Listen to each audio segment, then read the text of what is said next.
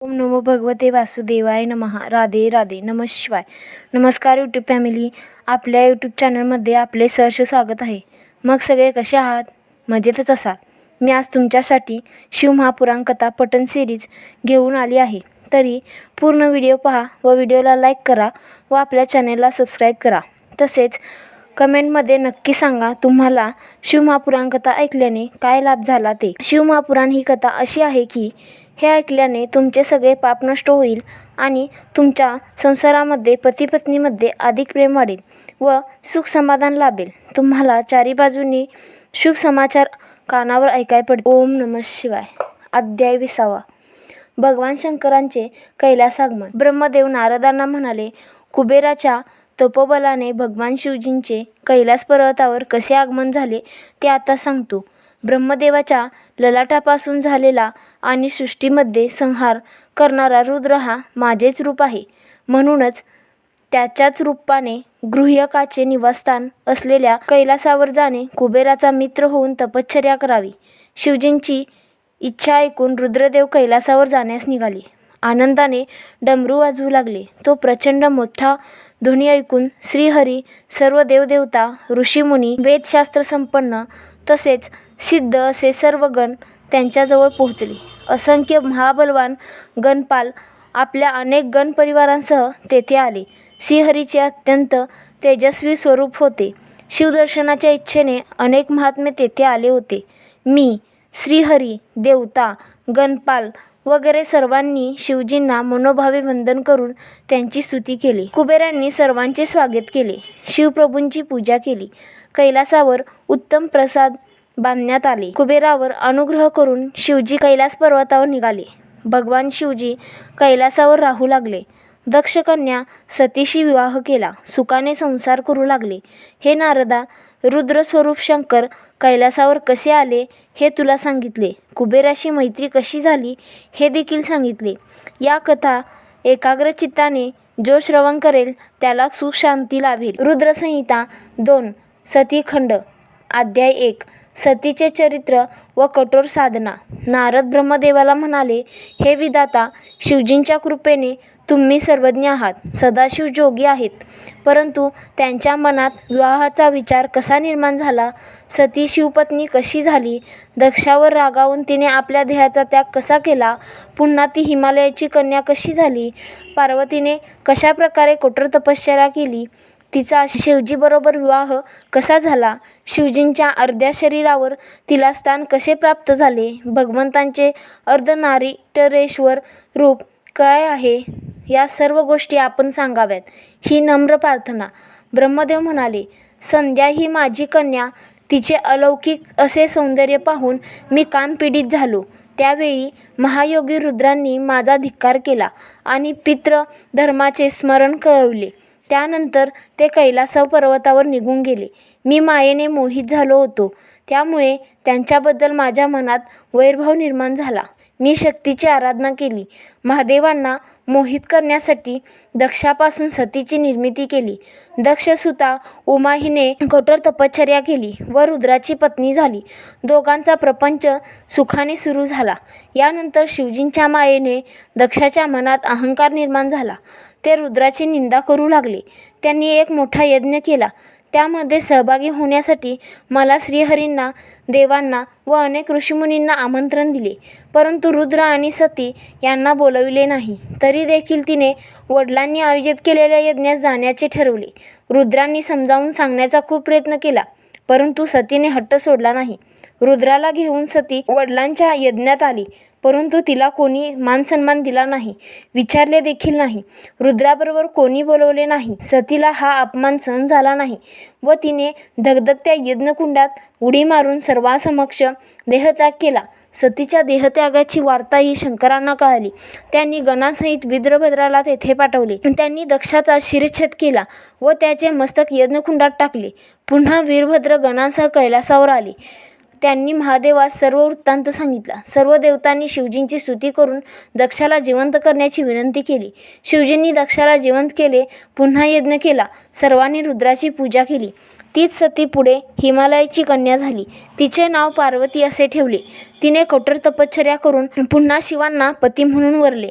अध्याय 2. संध्या व कामदेवाचे प्रकटीकरण. नारद ब्रह्मदेवाला म्हणाले, हे विधाता, शिवचरित्रात भगवती सतीचे महत्त्व अधिक जादा आहे, तरी कृपया विस्तारपूर्वक चरित्र सांगा. ब्रह्मदेव म्हणाले, नारदा, ही विस्तारपूर्वक कथा भगवान शंकरांनी विष्णूंना सांगितली.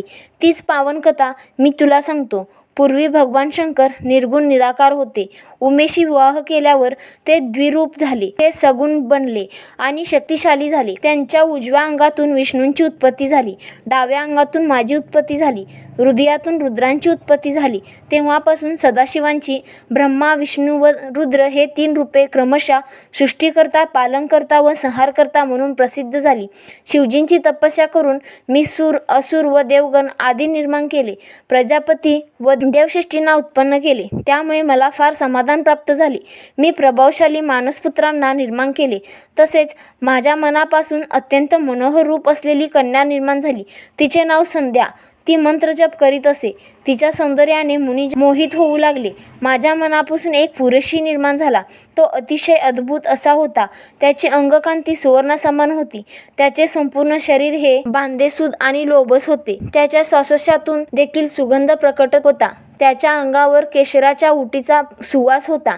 त्याने माझ्याकडे पाहिले आणि मला नमस्कार केला. तो म्हणाला, तुम्ही खरोखर शक्तिशाली आहात. आता माझे कार्य सांगा. मला अनुरूप असे स्थान सांगा आणि अनुरूप पत्नी द्या. हे त्याचे बोलणे ऐकून मी अतिशय आश्चर्यचकित झालो. थोड्या वेळ मी काहीही बोललो नाही. मग मी त्याला म्हणालो, हे भद्र पुरुषा, तू आपल्या रूपाने आणि 5 पुरुष बाणांनी स्त्री पुरुषांना मोहित करून सृष्टीचे सनातन कार्य कर. तुझ्या समोर त्रैलोक्यातील कोणीही उभा राहू शकणार नाही. मी, विष्णू आणि रुद्र सर्वजण तुला वश होऊन राहू. इतर तर तुझ्या समोरच उभे राहू शकणार नाहीत. तू गुप्तपणाने सर्वांच्या शरीरात राहून त्यांच्यासाठी सुखाचा उद्देश हो. तुझ्या पुष्पबाणांनी सर्वांची मने वेधली जातील. तू त्यांच्या मनात सदैव जागृत राहशील. तुझे हे कार्य सृष्टीप्रवर्तक रूपाचे असेल. माझे पुत्रच तुला नाव देतील. मी त्यांच्याकडे पाहिले आणि मी कमलासनावर बसलो. अध्याय 3. ब्रह्माजीने कामदेवाला दिलेली शापवाणी. ब्रह्मदेव नारदांना म्हणाले, हे मुने, माझा अभिप्राय जाणून मरीची आदी ऋषींनी एकमेकांशी विचारविनिमय केला. माझ्या मनापासून उत्पन्न झालेल्या पुरुषास ते म्हणाले, तू आमचे व ब्रह्मदेवाचे चित्त विचलित केलेस म्हणून तुला मंथन असे म्हणतील. जगात तुझ्यासारखा सुंदर आणि कामरूप कोणी नाही, म्हणून तुझे दुसरे नाव कामरूप असेल. मदाचा प्रादुर्भाव करणारा म्हणून मदन आणि तुला दर्प असल्यामुळे कंदर्प अशी देखील नावे असतील. तुझ्या एवढा कोणीही पराक्रमी नसेल. दक्षाची एक कन्या तुझी पत्नी होईल. कामदेवाने आपल्या पुष्परूपी 5 बाणांना रोचन, हर्षण, मोहन, पोषण, मारण अशी 5 नावे दिली. त्याने या बाणांची परीक्षा घेण्याचा प्रयत्न केला. कोणावर काय परिणाम होतो हे कामदेवास पाहायचे होते. त्याने प्रत्यंचा खेचताच सुगंधित असा वायू वाहू लागला.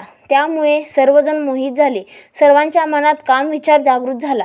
हे पाहून कामदेवाचा आत्मविश्वास जागृत झाला. त्यावेळी धर्मराज तेथे उभा होता. सर्वांच्या मनात पापबुद्धी निर्माण झालेली पाहून त्याला फार दुःख झाले. त्याने शंकराचे स्मरण केले. त्यावेळी आर्तभावाने दिलेली हाक ऐकून शंकर तेथे प्रकट झाले. शंकर मला म्हणाले, विधाता, संध्या ही तुझी कन्या, तर मग तिच्याशिवाय तुझ्या मनात काम विचार कसा काय निर्माण झाला? वेद तुझ्या मुखात आहेत, तरी पण सर्व ज्ञान तू विसरलास. तुझा विवेक कुठे गेला?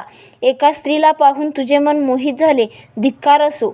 शंकराचे बोलणे ऐकून मला दरदरून घाम फुटला. मी काम विचाराचा त्याग केला. त्या समयी दक्षाच्या घामातून एक कला उत्पन्न झाली. ती सर्व गुण संपन्न आणि अतिशय सौंदर्यवान अशी होती. तिचे नाव रती.